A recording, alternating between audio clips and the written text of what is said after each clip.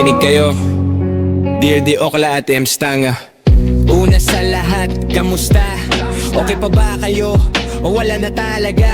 Sa kabilang banda, wala na ba talaga kayong kahihiyan? O kapal mooks na lang talaga? Sa bagay sa dami kong binato, sa inyo lahat may resibo. Sa kagaguhan kasi nung nalingan nyo, nahinga pa kayo. Sa tiyang atidobe na talaga mukha ninyo. Sa mga kwento nyong bulaan, sikat na kayo. Dami nyong ginamay, dumami na nakakakilala sa inyo. Pero wala pa rin kayong kahihiyan. Sa kahambugan, sa paninira kayo na ang bidang-bida. Wala na ba kayo? Pakiramdam dumami na kaaway nyo. Masaya pa ba kayo? Tingin ko papanid ang ganyan ang mga kagumbungan at kasinungalingan nyo sa pagkakalat nyo. Kaya nabansagan na kayong